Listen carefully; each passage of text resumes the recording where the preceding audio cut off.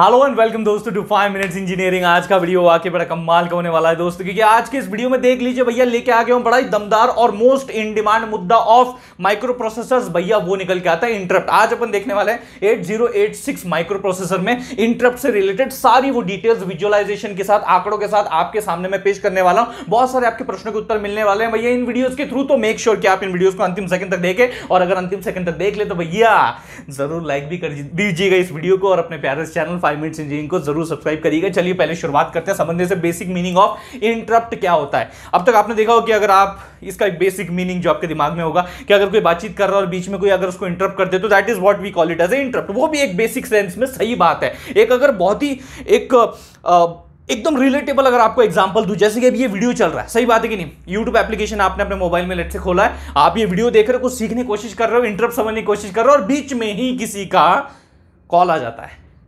तो आपने ऑब्जर्व किया होगा वो नजारा कैसा होता है। जब कॉल आता है तो ये वीडियो अपने आप वहां पे भैया पॉज हो जाता है। उसी मोमेंट पे जब इंटरप्ट आया वहां पे वो पॉज हो जाता है, उसके आगे नहीं चलता, वो पॉज हो जाता है। फिर आप क्या करते हो, अरे भाई किसका कॉल आया, फिर फोन उठाते हो, उससे बात करते हो और फोन जैसे ही कट कर देते हो वो वीडियो वहीं से रिज्यूम करते हो।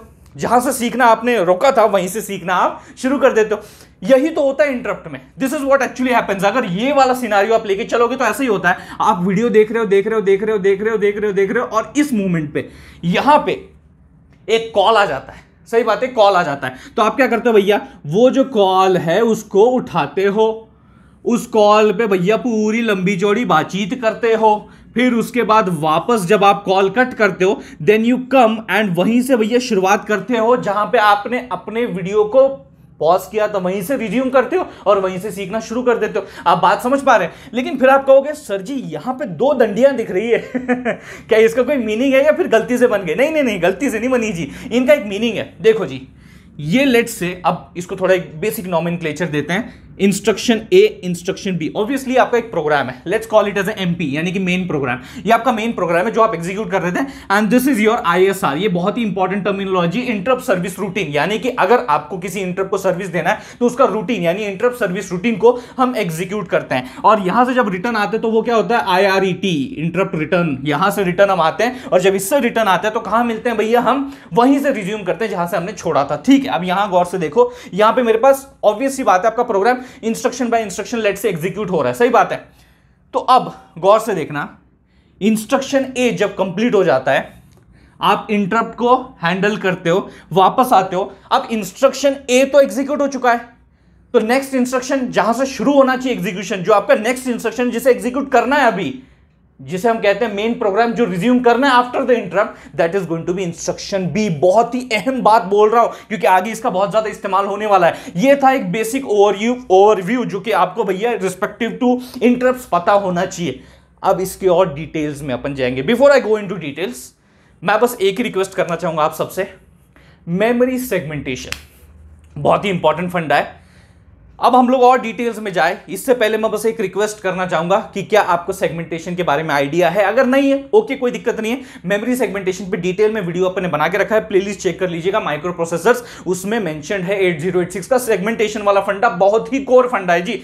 उसके बेसिस पे ये चीजें आपको आसान लगने लग जाएंगे। अगर नहीं देखा है, अगर आइडिया नहीं है तो बड़ा मुश्किल लगेगा। ठीक है कि नहीं? तो मेरी यही रिक्वेस्ट रहेगी कि आप उस वीडियो को एक बार देख ले, सेगमेंटेशन क्या होता है वो समझ ले, क्योंकि यहां पे ऑफसेट एड्रेस, सेगमेंट एड्रेस, ये टर्म्स यूज होने वाली है तो इट मेक श्योर कि आपको उसके बारे में पता हो। ठीक है, तो भैया चलो अपने पहले प्रश्न से शुरुआत करते हैं कि देखो भैया मेन प्रोग्राम को एग्जीक्यूट करते करते अपने को इंटरप्ट आ गया तो अपने को उसका ISR एग्जीक्यूट करना है। लेकिन भाई साहब एड्रेस क्या है इसका, ये तो बताओ मतलब मेरे को काम करना है, मेरे को ये एग्जीक्यूट करना है, ये तो बोल दिया, लेकिन किधर जाके काम करने का ये तो बोलो, मेरे को एड्रेस तो दो। तो भैया इसका पहले तो आपको जो है एड्रेस प्रोवाइड करना पड़ेगा। क्या करना पड़ेगा? एड्रेस प्रोवाइड करना पड़ेगा। अभी देखो यार, जब एड्रेस की बात आती है तो अपने पास 2 एड्रेसेस निकल के आते हैं, एक तो है ऑफसेट एड्रेस और एक है आपका सेगमेंट एड्रेस। तो ऑफसेट एड्रेस में अपन कंसीडर करते हैं IP और यहां पे भैया CS। IP मतलब क्या भैया, आपका इंस्ट्रक्शन पॉइंटर, ये क्या आपका कोड सेगमेंट की बात कर रहे हैं तो उसका एड्रेस। ठीक है, ये बात यहां तक क्लियर है। तो हम क्या करते हैं, ये हमारा जो इनिशियली कुछ ना कुछ भैया IP और CS उसमें कुछ एड्रेस होगा। Now what we will do कि जब हमें ISR पे जाना है तो इसका जो CS IP एड्रेस होगा वो हम लोग इसमें अपडेट करेंगे। हम लोग वो इसमें न्यू CS IP जो है वो डालेंगे, और जब वो डालेंगे तब जाके हमारा प्रोग्राम का एग्जीक्यूशन फ्लो यहां ISR पे पहुंचेगा। फिर हम लोग भैया उस रिस्पेक्टिव रूटीन को एग्जीक्यूट करेंगे एंड फिर रिटर्न आएंगे। लेकिन लेकिन लेकिन लेकिन लेकिन जब रिटर्न आएंगे तो रिटर्न कहां आना है? रिटर्न का टिकट तो है ही नहीं अपने पास, क्योंकि देखो रिटर्न आपको आना है इंस्ट्रक्शन बी पे, इतना तो क्लियर है, क्योंकि ए एग्जीक्यूट हुआ, फिर आपने इंटरप्ट सर्व किया और आपको भैया उसका अगला इंस्ट्रक्शन बी जो है इसे एग्जीक्यूट करना है। तो जब आप रिटर्न आ रहे हो तो आपको रिटर्न एड्रेस, जो से हम कहते हैं ना रिटर्न एड्रेस, तो पता ही नहीं है।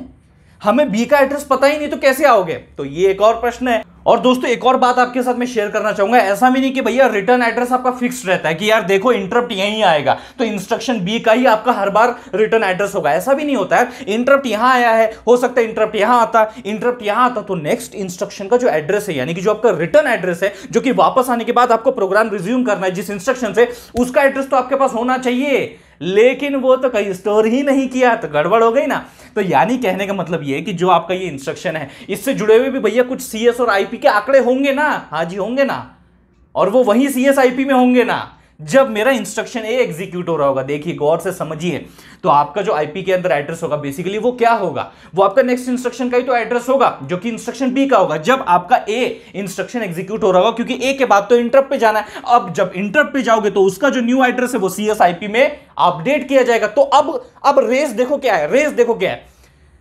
इंटरप्ट ISR के ऊपर जाने से पहले, ये नया एड्रेस ISR का CS IP में डालने से पहले कुछ क्षण ऐसे होते हैं, कुछ मूवमेंट्स ऐसे होते हैं जिसमें आपका बी का एड्रेस जो है वो CS IP में होता है, मौजूद होता है, IP उसे होल्ड करता है नेक्स्ट इंस्ट्रक्शन एड्रेस को। वो कुछ क्षण होते हैं, कुछ मूवमेंट होते हैं before going to the ISR, before loading the new address of ISR into CS IP।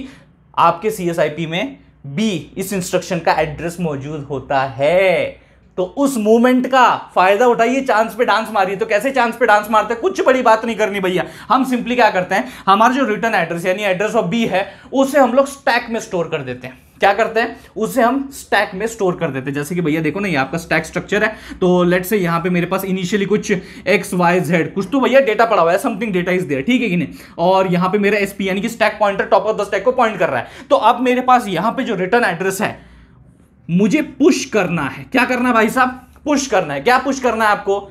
CS IP यानी कि मेरा जो एक्चुअल एड्रेस है जहां मुझे रिटर्न आना है, तो वो CS IP पेयर है, तो वो CS IP मुझे स्टैक के अंदर स्टोर करना है। कैसे करेंगे? तो देखो भैया, रिटर्न एड्रेस तो अपने को स्टैक में स्टोर करना है, इतनी बात तो तय है, उसे पुश करना है स्टैक के अंदर। और अपने पास दो कंपोनेंट है, एक है CS, एक है IP, यानी एक है ऑफसेट एड्रेस, एक है सेगमेंट एड्रेस।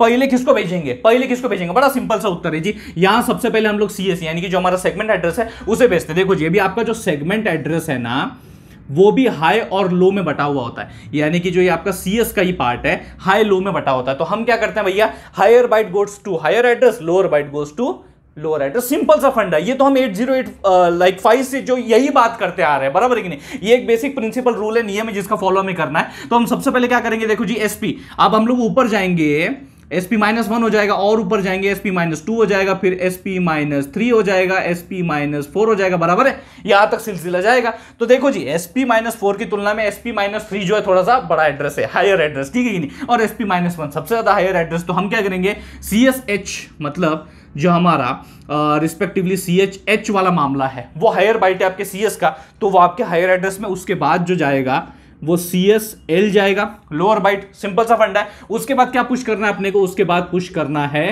अपना IP। अब IP भी ऑब्वियसली यार उसमें भी हायर और लोअर है ना, हायर लोअर IP के अंदर भी ये भी पार्ट है ना यहाँ पे, इस तरीके से। तो यहाँ पे भी क्या होगा, सबसे पहले हायर जाएगा, IPH जाएगा, और यहाँ पे IPL। यानी कि किया क्या, यानी कि हुआ क्या? यहां सिंपल सा फंडा आपको देखने को मिल रहा है कि रिटर्न एड्रेस स्टोर कर लिया गया है जी, लेकिन क्या यही कहानी है? क्या ये पूरी कहानी? नहीं जी।